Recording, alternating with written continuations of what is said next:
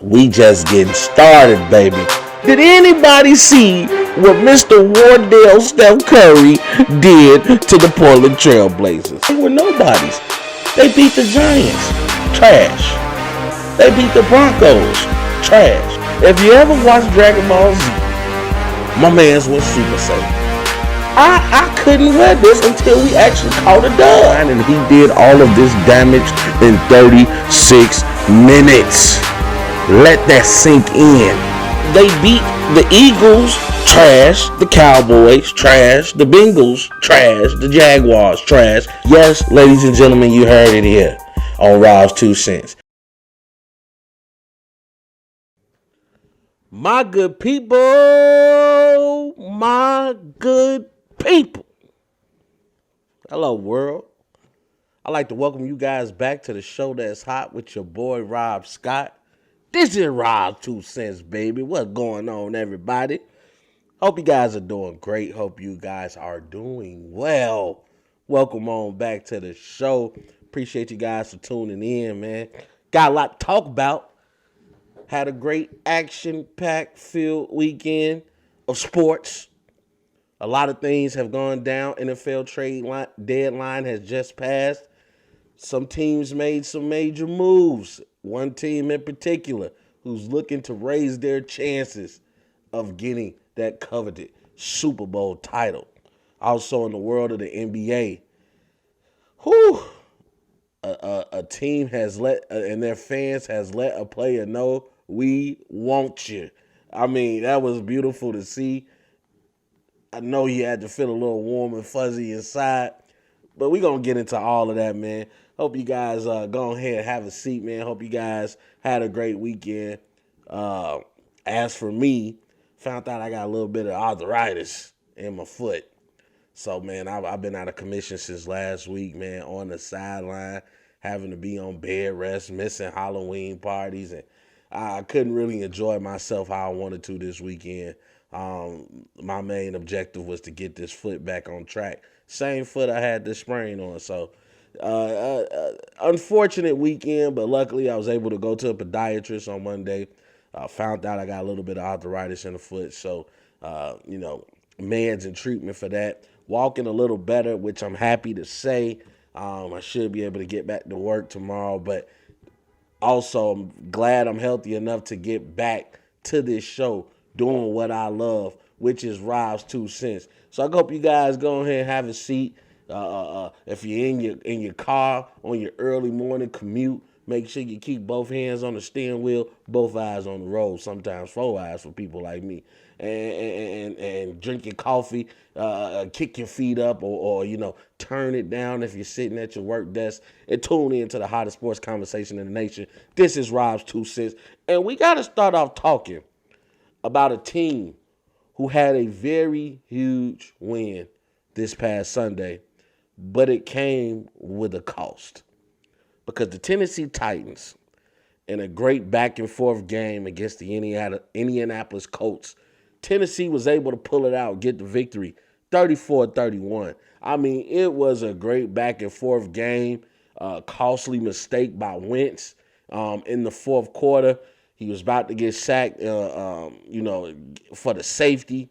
He decided to make an ill-advised pass, and instead of giving up 2 points, he gave up 6, because that ill-advised pass led to an interception at the goal line, and my boy was able to run it on in for the touchdown. It was just, it was ludicrous. That sequence in the fourth quarter. I think it was about 1:30 left to go on the clock. And you would have thought that would have been it for the Colts. You would have thought after give it to him, Wentz gave it up in the fourth. He was able to go down and he was able to score and send that game into overtime. And was back and forth. They went. Another costly interception in overtime led to Ryan Tannehill being able to drive the Tennessee Titans downfield, get the field goal for the win in OT, 34-31, your final score. Why was this such a huge game? Because the Indianapolis Colts defense was able to do what most teams have only dreamed about doing this year, And that was stopping the run from Tennessee. That was stopping the big man, Derrick Henry. He was limited to 28 carries for only 68 yards, no touchdown. We know what Derrick Henry has been doing this season. Back-to-back games, 125 plus yards, 3 touchdowns, back-to-back games. They were able to stop him here. The Indianapolis Colts were. And Tennessee had to rely on their other game, their passing game, rely on Ryan Tannehill, who's not new to the dance. He's not a new rider in this rodeo. He was able to come out and prove himself. Yes, he did throw 2 interceptions. However, he was 23 of 33 in the air for 265 yards. He also threw for 3 touchdowns. So Ryan Tannehill saying, hey, I know you guys going to stop Derrick Henry. I know you guys want to put your all into stopping this run. I'm going to throw the ball on you. And my boy, A.J. Brown, the receiver for the Titans, man, this boy had a game. 10 receptions, 155 yards, 1 TD. A.J. Brown said, give me the ball. Put the game on my shoulders, and I'm going to catch us, and I'm going to catch the ball, and I'm going to run it home, baby. I mean, A.J. Brown just showing that he's becoming an elite receiver in this league. I like A.J. Brown. A.J. Brown has shown progress each and every year. Was a nice tandem to have with Derrick Henry because you run them down with that running game, and then when they least expect it, A.J. will pop up on you, and he'll get you some yards in the air receiving. I mean, other than that, Tennessee played a pretty good game. As I mentioned, Carson Wentz, 27-51, 231 yards. He also threw for 3 touchdowns and 2 interceptions as well. His 2 interceptions, though, unfortunately, costing him the game. Almost throwing it away in the fourth quarter, then that other costly interception in OT, almost throwing the game. No running game from the Colts. I mean, my boy had 1 touchdown, had 70 yards. Took him 16 carries to get those 70 yards, but he had 1 touchdown. Averaged 4.4 yards on the ground. So that was the difference between Tennessee and Indianapolis. Indianapolis was able to run the ball a bit more better than the Titans. We looked through the air. Michael Pittman Jr., 10 receptions for 86 yards for 2 touchdowns. Jonathan Taylor, 3 receptions for 52 yards in the air. Even Jack Doyle giving you a touchdown on the day. So it was a great back-and-forth game. Tennessee played their hearts out. Indianapolis played their hearts out. Right now, Tennessee just wants it a little bit better. Their record now moving up to 6-2 and just being dominant this year. But we now look and see what did that cost Tennessee to win that game and to become 6-2 on the year. Because if we look at what they lost Derrick Henry in this game. Derrick Henry injured his foot in the game, was able to finish the game out, played the entire game. But after the game, of course, after the adrenaline goes down, after the heart stops beating a little fast, Derrick Henry, man, foot injury. Believe it's a Jones fracture in his foot. Just had successful surgery today. So shout out to Derrick Henry. Shout out to his doctors. Glad the surgery went well. But he's likely out for the rest of the season now. So what do you do now? What do you do as the Tennessee Titans? Because if we look, they were running away in their division. We look at the AFC South, which houses the Titans, Colts, Jaguars, and Texas. Clearly, the Titans were the standout in this group. Colts right now have a little bit of light, have a little bit of breath of hope. Because with Derrick Henry gone, can Tennessee sustain their winning probability? I know they're at 6-2 now. Colts are at 3-5. But without Derrick Henry, are you really putting Tennessee in the fight? Especially if we look at their schedule. Let's take a look at what Tennessee has coming up next. So they just went against the Colts, in which they won. But now you have some tough teams ahead. You're going to be playing the Rams next Sunday, or this up and coming Sunday. You're going to be playing the Saints the following Sunday. Texans, I believe they can still win that game without Derrick Henry.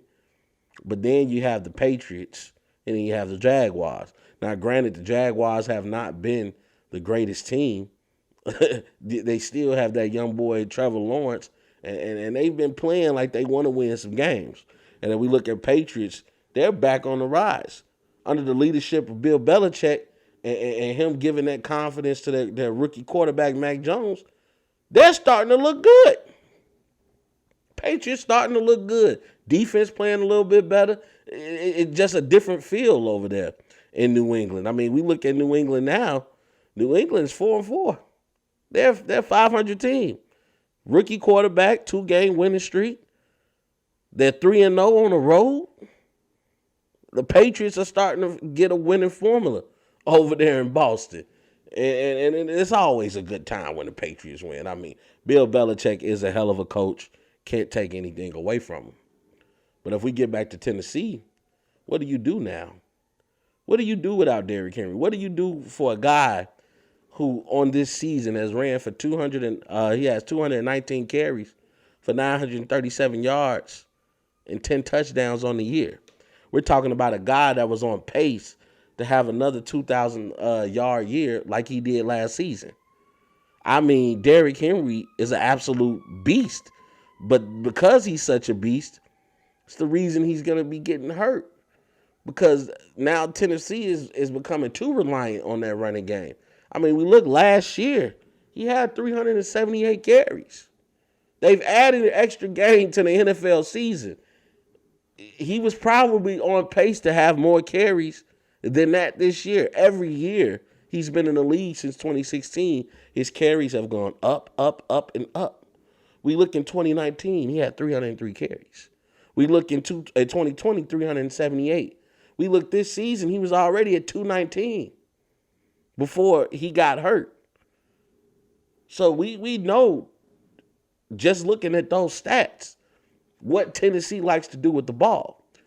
Now, to compensate for that, they bring in Adrian Peterson. Now, we know about Adrian Peterson. He was legendary back in the day. Who can forget that 2,000-yard season he had back in 2012? And by the way, Derrick Henry becoming the 8th player in NFL history to run for 2,000 yards as a running back, and was on pace to be the first player to ever do that in back-to-back seasons. So that sucked. We won't get to see that because that would have been truly a sight to see. But you bring in Adrian Peterson, who really hasn't been significant since 2018 when he was with the Washington football team, when he only had 251 attempts, but he did run for 1,042 yards that year. We look last year with the Detroit Lions last season, he only had 604 yards on the ground. So, you try to bring in a running back like Adrian Peterson. He's not going to replace Derrick Henry, of course, and the production that he brings for this team, but he will help you sustain your course of winning. So let's see what the Tennessee Titans are able to do. They're giving hope that, yes, Derrick Henry could miss the regular season, but possibly can come back for the playoffs if they make the playoffs, which they should still win their division. I think it's going to be a dogfight with the Indianapolis Colts. I wouldn't count the Colts out as of yet, especially with this news of Derrick Henry being down for the season. But if he does come back for the playoffs, will he be able to come back in enough game shape to help you make a little noise in the playoffs? Because as big and as fast as he is, he will be out of rhythm. You will be coming off of rehab. You will be coming off of running drills. And trust me, in any sport, there's nothing like real live action as opposed to simulations, as opposed to scrimmages. There is nothing like actually playing the game. You hear all the players say it. You can tell because players might look good in practice, and when that buzzer goes off, when that whistle is blown, they are not the same player that we just saw in that practice squad. So we're going to definitely be keeping our eyes on Tennessee to see if they're able to sustain their little win streak that they have going on right now without Derrick Henry. Because trust me, anybody would be a fool to say that Derrick Henry is not a big loss to your season. But we know a team that is having a big season right now. Woo, we got to give it to the Dallas Cowboys. And when I say give it to the Dallas Cowboys, I am not like most people in America that Dallas is their favorite team. If you know me, you know I'm a Tom Brady fan. You know, I'm always ride for my Chicago Bears. I'm just a city boy. But the Dallas Cowboys, I have to agree with other analysts back in the day, they just found ways to lose the game. They almost reminded you of Detroit in a way. I'm sorry, Detroit. I got love for you as a fellow Midwestern city, but you know your football team is trash. That's why Stafford got up out of there. But they always found ways to lose. I mean, we coined the phrase doing cowboy things when you find a way to lose. When, a costly interception here, a bad onside kick there. I mean, Dallas just found ways to lose. But that hasn't been the case this season. That has not been the case this season. We look at the Dallas Cowboys now, who's 6-1, by the way, running away in their division, by the way. We look at the NFC division, by the way, in the NFC East, by the way. And clearly the Cowboys are the team to beat, by the way. Cowboys were able to beat the Minnesota Vikings 20-16. Rob, why was this so significant? What is your Rob's 2 cents? Minnesota is 3-4. What is the celebration of beating a team that was a 500 team before this game? They did it without Dak. Dak had hurt his calf in the Patriots win last week. And the Dallas Cowboys were without their main guy, without the leader of their team. Dak Prescott, as we know, has had a hell of a year so far. I mean, going crazy. They only had that bad loss to the Buccaneers in their season opener.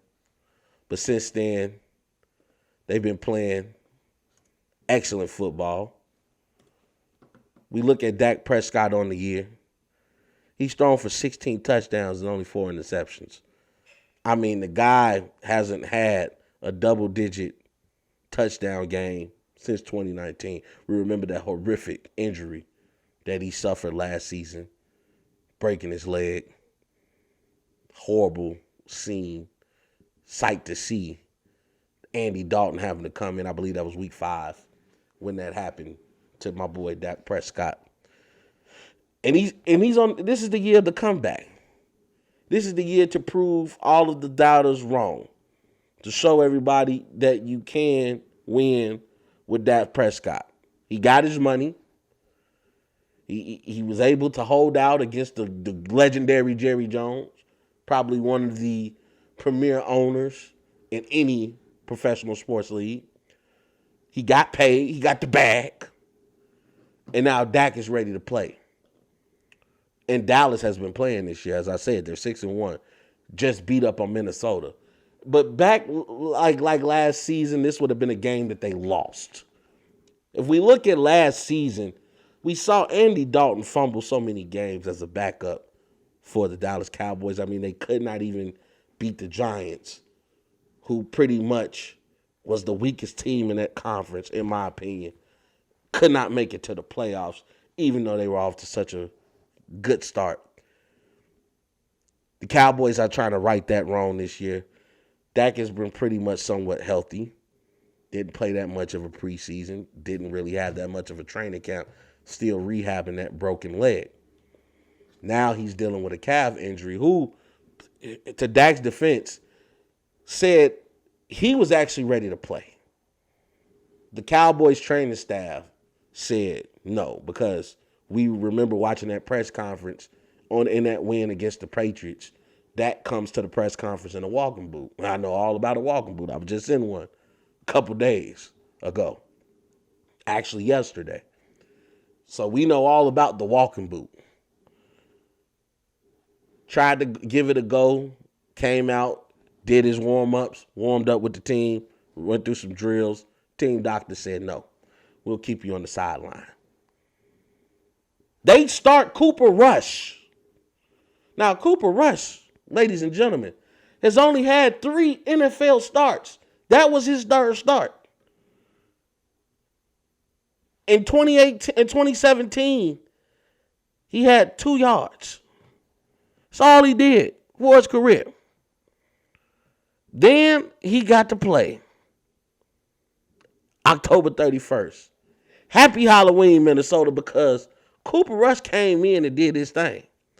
Cooper Rush came in. He gave you 2 touchdowns, only 1 interception. He was 24-40 in the air for 325 yards. We're talking about a guy who's only had 3 NFL starts. Minnesota, you should be ashamed of yourself. This game was gift wrap for you to get your season back on track. You have a good quarterback in Kirk Cousins, have a nice receiving core, but your defense could do nothing against Cooper Rush. Running game didn't really give me any helping hand. Tony Pollard only had 7 carries for 26 yards. Ezekiel Elliott, 16 carries for only 50 yards. Didn't do really much. Averaged about 3 yards per play from the running game. But Cooper Rush came in. He found him also some favorite targets, as Dak does. Because his 2 favorite targets are the 2 great receivers on his Dallas football team. Amari Cooper, 8 receptions for 122 yards, 1 touchdown. CeeDee Lamb, 6 receptions for 112 yards, no touchdown. Even throwing a touchdown to Cedric Wilson, who caught 3 balls and gave you 84 yards. Dallas Cowboys said, back in the day, this would have been a game we lost. Now we win. Defense came out there. Locked up Cousins when they needed to. We all know what the Cowboys defense has been doing. Michael Parsons. What's my boy name? Trayvon Diggs, Stephon little brother. I mean, we know what that defense has been doing for the Cowboys. We know they have a terrific offensive line. Gave Cooper Rush some time to throw the ball. Limited Kirk Cousins to only 184 yards in the air. He was 23-35 with only 1 touchdown. Stopping that run game. Even though Dalvin Cook was able to get some yards up when they were putting any points on the board. 18 carries for 78 yards, no touchdowns. That's what you do when you want to win. Dallas Cowboys have been truly showing next man up. They've been lucky enough to not been as hit with the injury bug as everybody else in the league has. And it's looking like a magical year right now for the Dallas Cowboys. As I mentioned, 6-1. A lot of teams, especially Pro Football Focus, has the team rated as the number 1 team in the league right now. Dak Prescott said had this would have been a playoff game, he would have absolutely played. So I don't see any reason that we should be holding our breath to not see Dak Prescott back on the football field next week. Oh, Dallas saying they're ready to make some noise in the playoffs. I definitely see this team coming out the NFC East. They're going to definitely win their division, so we will be seeing them in the playoffs. Now the question is, can they translate this magic to the postseason? Dallas, we're going to be keeping our eyes on you. We will. And we saw a very un-Brady-like thing from the GOAT, Tom Brady. Threw a pick 6 against the New Orleans Saints. Now, we've seen Tom Brady throw interceptions before. We've seen Tom Brady not have great games before, but we rarely see Tom Brady throw away a game. Tom Brady threw away a pick 6 in the 4th quarter, which pretty much sealed the deal against the New Orleans Saints, who were also without their star quarterback in Jameis Winston, who got injured in the game, took a nasty fall, tore his ACL. He's out for the season now. Jameis, our thoughts are with you, brother. We wish you a speedy recovery and a successful surgery. Make sure you get your rest. Make sure you do your rehab. Put the work in. We'll see you next season, brother. But Trevor Siemian came in. He said, no, Winston, we still win. 16 to 29 yards in the air I'm sorry, 16 to 29 attempts in the air, 159 yards, one touchdown. Old reliable, as I like to call him, old Alvin Kamara, 19 carries for 61 yards, one touchdown on the ground. Jameis Winston was playing pretty good before he got hurt. He was 6 of 10 in the air, 56 yards, one touchdown thrown in the air. Also gave you 4 carries for 40 yards, and then unfortunately he went down. But the Saints, I don't know what it is. It's just like they got something. They got the Tampa Bay Buccaneers number, at least in the regular season. We saw Tom Brady was able to exercise those demons in the postseason last year, beating the New Orleans Saints. But now we wonder, are the Buccaneers as good as we think they are? It's Father Time starting to catch up with Tom Brady. I'm not going to do that. I'm not going to be like the rest of the media that we hear and condemn Tom Brady. Hey, bad plays happen. Do I see Tom Brady making a mistake like this again? No. Did he own it in the post-game conference? Yes. He put that game on his shoulders. He knew he made a costly mistake that cost his team the football game. But are you really going to bet against the GOAT? Would you bet next week that he's going to make that same mistake?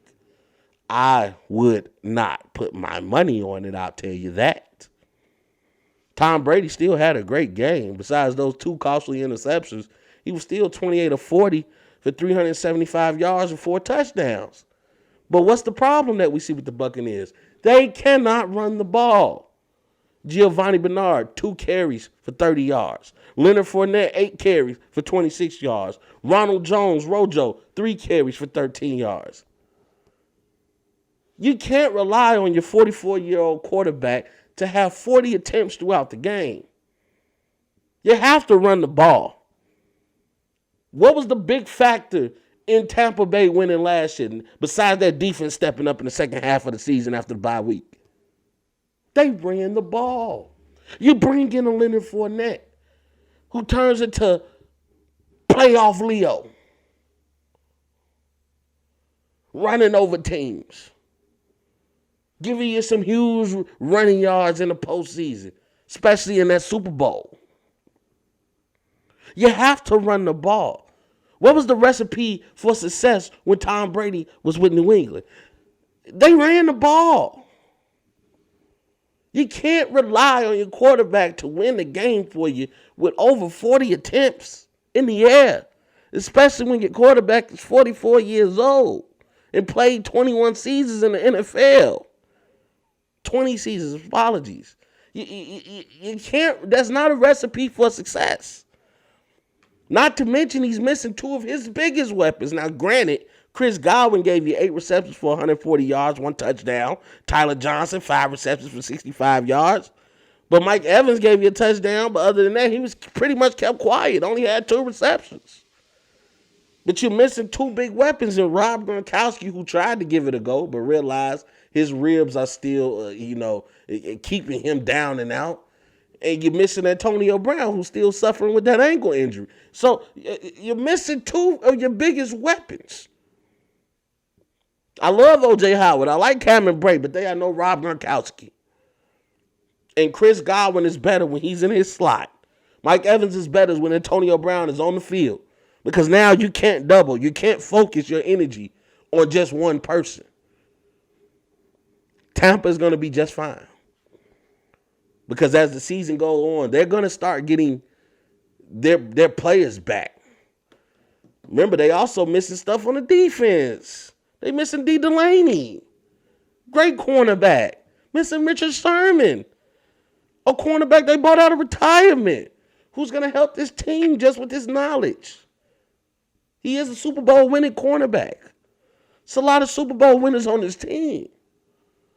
So Tampa Bay is going to be just fine. I have no doubt in my mind that the Buccaneers will get back to their winning ways, especially once some of these injuries, once some of these players with injuries begin to get healed. I have no doubt in my mind. But, shout out to New Orleans. Shout out to Simeon, who was able to get a big win in his career playing against the GOAT. able to rally that team after losing Jameis Winston, and it did hurt the team. You saw a lot of people with their head down praying for him because Jameis Winston, this was his comeback tour. Leading a team like the New Orleans Saints, their quarterback Drew Brees just retired. You're playing a team now in which that quarterback in Tom Brady was the quarterback to replace you on that Buccaneers team. And he was definitely playing like he was on a mission before he went down with that injury. So, like I said, our thoughts and prayers are with Jameis Winston. I wish him a speedy recovery and hope he's able to get back to doing what he loves, which is playing professional football. And we got to take it away from the NFL a little bit. NBA is in full swing. And must I say, I am proud of my Chicago Bulls right now. Yes, I'm going to brag on the Bulls because I've watched all these media outlets after the Bulls just defeated the Boston Celtics. And the only thing they can keep talking about is how the Celtics are bad, which I am going to talk about myself. The Celtics are very bad this year, but we're going to try to figure out why. I'm going to give you Rob's 2 cents on why they're bad. But I heard nobody talk about how good the Bulls are. The ball movement. The rising stars that we're seeing in a Zach LaVine, in Alonzo Ball, seeing DeMar DeRozan reestablish himself in his NBA and show he is still very much a killer in this league. Seeing the ball movement from the Bulls, seeing the tenacious defense from the Bulls that we haven't seen since probably 2011, 2012. I am proud of this Chicago team, young bunch of guys with something to prove, playing with a chip on their shoulder. Right now, the Bulls are 6-1 in the league. They're the best team in the NBA. Yes, I said it, and I don't care if it hasn't been 10 games played. I said it, I said it again right now. The Chicago Bulls are the best team in the NBA as we speak right now, and I don't see them slowing down. They had some great comeback wins, and I don't care about you people that's talking about people being bandwagon fans. You're always going to go for your city team when they win. Okay? Yes, do I admit I'm a Warriors fan.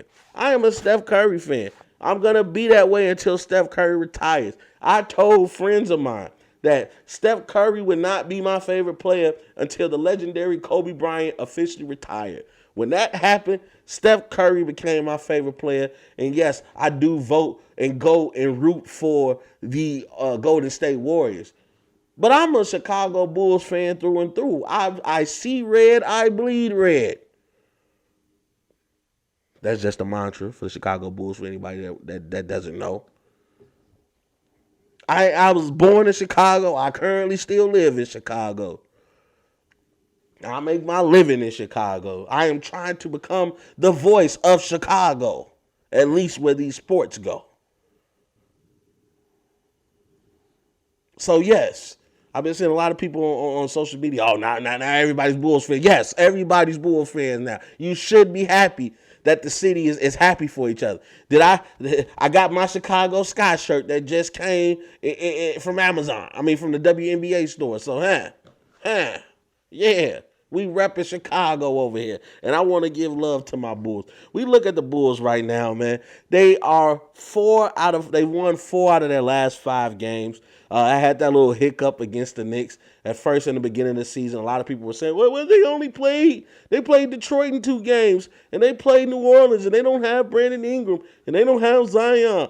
Give this team a chance to prove themselves. And then we played Toronto. Oh, well, Toronto's not as good as they got last year. That's not what I'm seeing.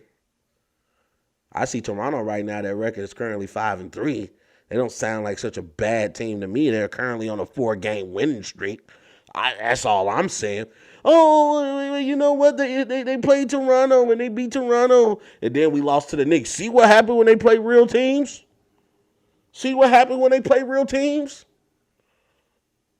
The Knicks were up. We came back. And it really came down to a game-winning shot that DeMar DeRozan missed. And I'm glad that you guys rubbed his face in it because he came out against Utah and gave them the business. Utah, the number 1 team in the Western Conference right now, people. Look it up. We beat Utah. Is that not a big win? That we come back and beat Boston, is that not a good win? DeMar DeRozan stepping up huge, as I mentioned, 32 points against Utah. 13 to 22 from the field. Gave you 6 rebounds, 3 assists, only 1 turnover. Then we look what they did against Boston yesterday. Boston was up 19 points going into the fourth quarter. 19 points going into the fourth quarter. The Bulls were able to beat this team by 14 points. Final score being 128 to 114. Okay? DeMar DeRozan playing like a superstar. 37 points. 15 to 20 from the field. 3 or 4 from the three-point line. 6 rebounds. 2 assists. 1 steal. 1 block. Only 1 turnover. DeMar DeRozan, the more I say it, the more I like it. That boy cold. And I'm glad that boy is over here in Chicago. You see him with Zach LaVine. Zach LaVine, another one. Straight killer. You see the development of the young talent with the Bulls.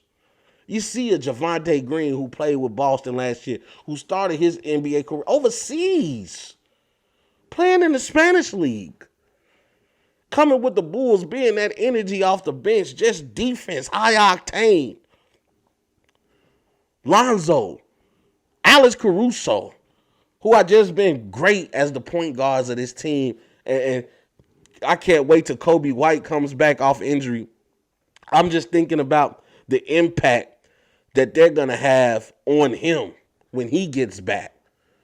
Our young point guard and Kobe White. You look at Ayo Dosunmu, the rookie, making big shots yesterday against or Monday. Because by the time most of you guys see this, it'll be Wednesday. Making big shots on Monday against the Boston Celtics. 6 of 6 from the field. 2 of 2 from the three-point line. Hitting that big 3 in the fourth quarter to give us the lead. Because once we took that lead, we did not look back. Boston had us beat. But that's what I like about the Bulls. This has probably been like the third or fourth game where I see them have to make a comeback in the fourth quarter. Proud of this Chicago team. Fighting. I love the development of Derrick Jones being our high flyer. Tony Bradley being another big man, giving Vucevic some rest. Vucevic's shots will start going down. But him being the force in the paint area, still giving us the rebounds we need. Nico almost had a triple-double. People not even giving him props for that. The man had 11 points, 9 assists, and 10 rebounds. Nico stepping up big. Doing more than being just a scorer. I like the Chicago team. I think the Chicago team is going to make a lot of noise. They're going to be in the upper echelon of the Eastern Conference. I don't see them being lower than the 4th seed. That's Rob's 2 cents on the Bulls. And if Kyrie doesn't take this vaccine, if Ben Simmons doesn't come back and play for Philly, we're talking about the Eastern Conference being wide open. Milwaukee not even looking the same, even though I know they're dealing with injury. Don't sleep on the Chicago Bulls team. And they definitely got a test coming up. The Bulls got some fights ahead of them, and that's for sure. But you know, we gonna think positive things, because the Chicago Bulls team, man, they are for real. They are for real. Can't wait to see their game tomorrow. We look at that Wednesday schedule. Chicago will be going against Philly. These next 10 games for Chicago actually are gonna be a doozy. And if we really want to see how good the Bulls are, these next 10 games is going to test them. Let's look at who the Bulls are going to be playing in these next 10 games. We're going to play Philly in back-to-back games. Then we play the Nets. We play the Mavericks. We play the Warriors. We play the Clippers. We play the Lakers. We play the Trailblazers. We play the Nuggets. And we play the Knicks. If we want to see how good Chicago is going to be, those games we're going to be paying attention to coming up. Mind you, they're playing the Clippers and the Lakers in back-to-back games. Playing the Clippers on the 14th, playing the Lakers on the 15th. My little sister's birthday, by the way. Hey, Jessica. Hey, baby girl. My little sister, that's my love. But on her birthday, she get to see LeBron play against DeRozan. And I feel like the more DeMar and Zach keeps playing together, playing off of each other, the better the Bulls will be. DeMar got 20 shots last night. Zach got 20 shots last night. They're keeping that ball moving. They know who their stars are. Everybody knows their role, and we know that is essential for as a recipe for wins.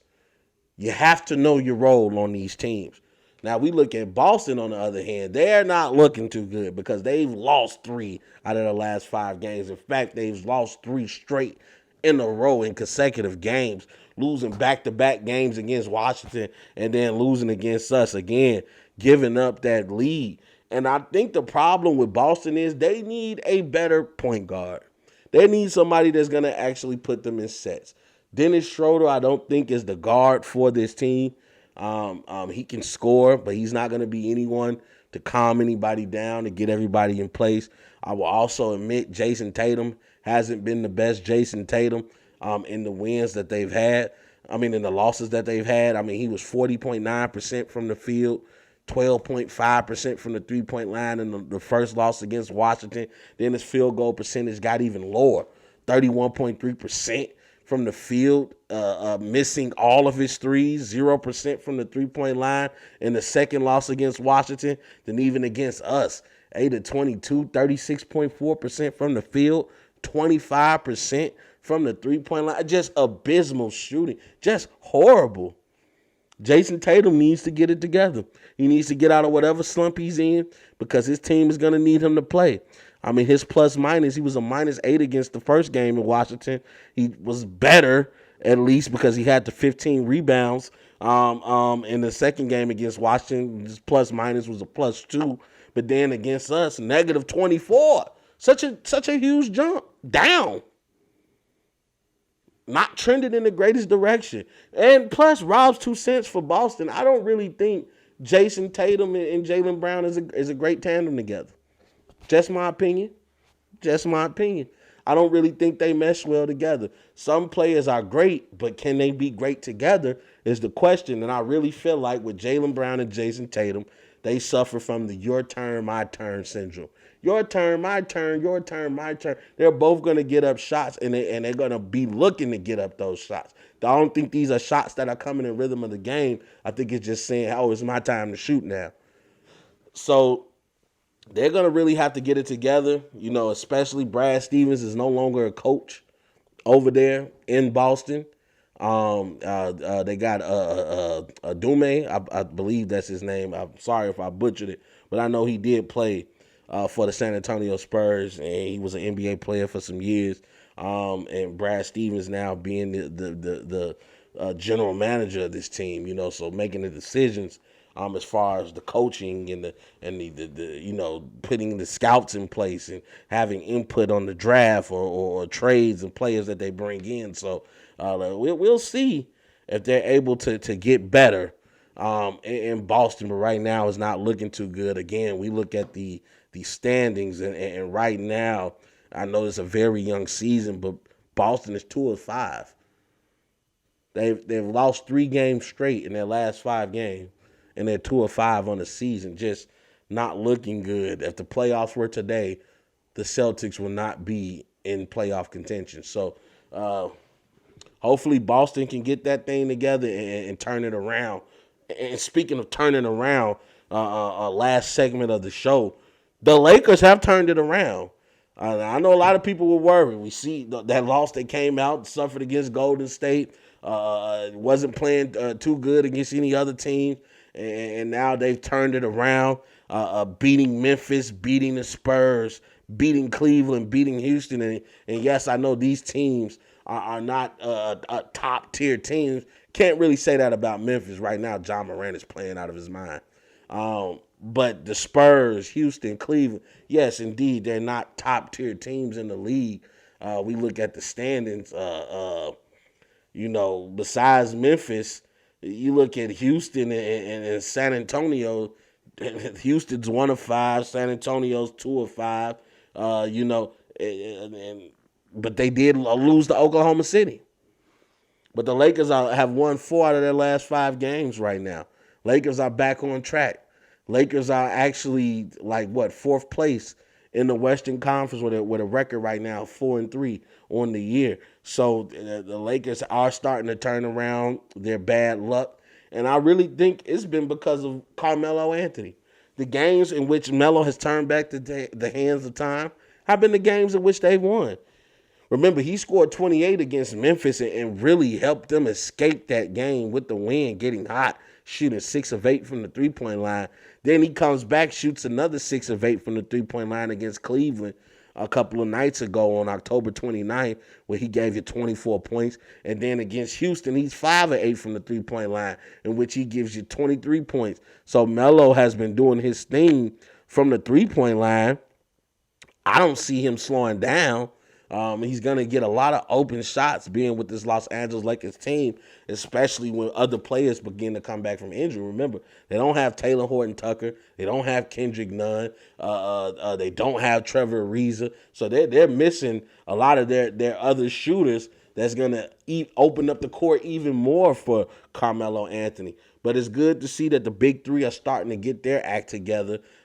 Seeing Russell Westbrook, AD, and LeBron playing well together, beginning to mesh. Russell trying to continue to find his footing of where he belongs and how he's going to fit in on this team. You're going to have to let Russell be Russell. I saw a segment last week on Undisputed in which they were saying, don't let Russell be Russell. And I'm sorry, guys. I know Russell being Russell can sometimes sound scary, but you didn't bring Russell Westbrook in there to be any other person but himself. You're going to need Russell to be Russell if you want the Lakers, if you want him to have a successful season with the Los Angeles Lakers. And, unfortunately, I don't see the Lakers winning the championship unless I can see some more improvement from them in the up-and-coming weeks. They're definitely going to get hit with some harder games. Right now, they've had pretty much an easy schedule. But mid-season is going to get ramped up. And then we're going to start to see how for real is this Los Angeles team. But right now, they're doing what they're supposed to do, beating the teams that you're supposed to beat. As you guys know, I always say here on Rob's 2 Cents, a championship team gets the wins that they're supposed to win. They beat the teams that they are supposed to beat. You cannot be losing to these under 500 teams and expect to have a great performance out of a sudden against the top teams in the league. So the Lakers are doing their thing, getting their chemistry together. As I mentioned, won 4 out of the last 5 games. And we're going to see how for real this Lakers team is in the upcoming season, because mid-season for them is the test begins. It's going to start cracking for the Lakers. And then we will see how good this team can be. Couple quick hitters before I go. We saw this past a couple of days ago. We saw Damian Lillard in the Portland Trailblazers going against the Philadelphia 76ers. And we know over the summer, Dame Lillard wanted out of Portland. He wants to win. I mean, we're talking about a guy who that year was averaging 28.8 points in the league at that time, just being a star. Shooting 45% from the field, 39% from the three-point line. Just a stud. And he wanted to go somewhere where he can have a real chance of winning. And Philadelphia was one of those teams in the conversation, being that they wanted to get rid of Ben Simmons. The bad blood between Ben Simmons, Doc, and Joel Embiid, Coach Rivers and Joel Embiid. So, right now Philly is trying to stick it out with Ben Simmons, and Damian Lillard is trying to give Chauncey Billups a chance, and he wants to be on that. He just had a freestyle not too long ago, and he mentioned in the freestyle, we know Dame Dollar, he do be spitting. My boy got bars, but he mentioned that he wants to get on that sacred hill with Dirk and the Greek Freak. Being a person that wins with the team that drafts you, and winning for that organization, not succumbing to the super teams, the super team syndrome, in which you feel you have to go team up with this guy or that guy or these guys in order to win the ring. So, anyway, Dame Dollar, as we know, he stayed with Portland. Ben is still currently with Philly, even though he's not playing at the moment. So Damian Lillard is at the free throw line. And we all know about Philadelphia fans. I mean, Philly fans in general in any sport, even wrestling, they are rowdy. They will let you know how they feel. They are not afraid to let their voices be heard. And they said, we want Lillard. We want Lillard. I mean, as a player, I can only imagine Dame being humbled, happy, excited that people recognize his level of play and want a player of his caliber to be on their team. Now, Dame Dollar, after the game and the post-game conference, said he's 10 toes in Portland, and he appreciates and he's humbled, and you know, he loves the fact that Philly fans want him. But you know, right now he's in Portland. But hey, he gave the great political answer. I wouldn't be surprised if Dame ain't talking to a friend or talking to his agent to say maybe what if I do explore the option of going with Philly? I mean, I'd love to see Dame playing with the big man Joel Embiid, even though Joel Embiid can't stay healthy. I will say this. If Dame Dollar goes to Philly, Philly definitely moves up as one of the teams to beat in the Eastern Conference. I'll tell you that much. That'll be Rob's 2 cents on that. That'll be one of the teams to beat, especially because I don't feel like Dame is going to win anything in Portland. He's going to get his accolades. He's going to continue to cement his place in NBA history. He's already been named as a top 75 player in the NBA. But he needs a ring. He needs an MVP. He needs some hardware and some accolades to cement his place in NBA history. So, something to keep an eye on. Something to keep an eye on. I know Dame heard them fans. Can't sit up here and act like he hasn't. And last but not least, Von Miller is making a trip because he is on his way to the Los Angeles Rams. As you guys know, the NFL trade deadline ended today, Tuesday. For most people that'll be watching tomorrow on Wednesday. It ended today, 4 p.m. We already saw some big moves being made. NFL, not too many people moved around. We did see Zach Ertz get traded to the Arizona Cardinals.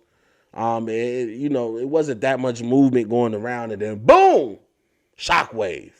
Von Miller, player for the Denver Broncos, is now going to be leaving the cold to go to the Sunshine State in California, because now he'll be playing for the Los Angeles Rams.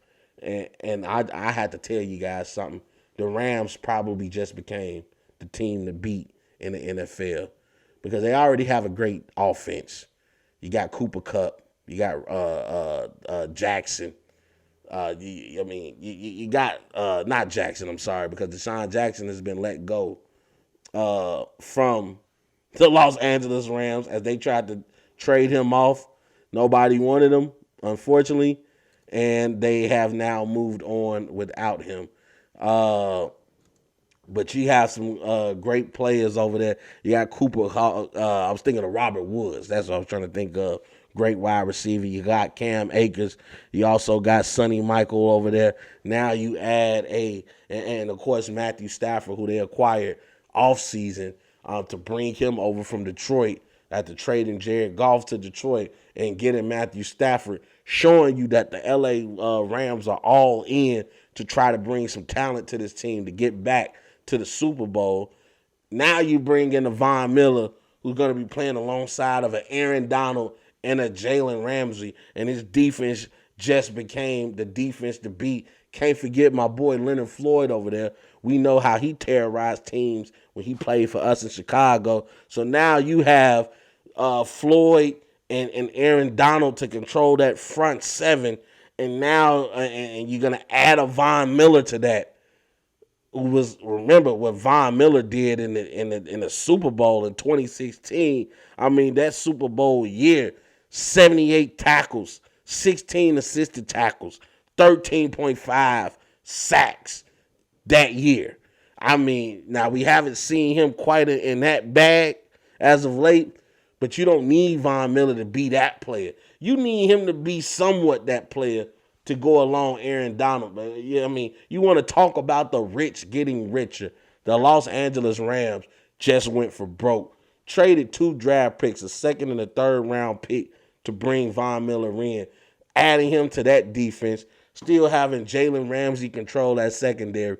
I believe the Los Angeles Rams just put all their chips in the middle of the table and said, all in. We're going for a Super Bowl. And that's my show, ladies and gentlemen. I appreciate you guys for staying with your boy. Appreciate you guys for tuning in. As you guys know, man, you give me the energy to keep going. So I'm going to keep going, baby. Can't believe, man, it's been a year. Can't believe it's been a year since we started this journey. We started this journey together, and we'll continue to push forward. Can't wait to do collabs with other people I've met in the podcast game. Can't wait to get back on the radio. Can't wait for Rob's 2 cents to take over this thing globally. Remember, man, you can catch your boy on YouTube, Spotify, iTunes, and, of course, the Rewind Sports 60 channel on Roku. Going to be doing some big things with the Rewind Sports 60, with the Rewind Sports 60 channel. Shout out to Brother Jerry Rouse. I appreciate you. Also, catch your boy on all social media platforms, Facebook, Instagram, TikTok, Twitter. I'm everywhere, baby. This has been your boy that's hot, the boy Rob Scott. Hope you guys continue to do what I always tell you to do. Remember, set you some achievable goals. Don't just set goals. Set achievable goals. Goals you know you can knock out the park, because every little step leads to the next step in the journey. Remember, once you set those goals, come up with a plan on how you're going to execute. Then go out and execute, baby. You know I ain't got nothing but love for y'all. I hope you guys continue to be great. And you already know the slogan, baby. We gone. There's a bigger fight going on. There's a much bigger agenda than the streets. And I know sometimes it's hard to see that far in front of us.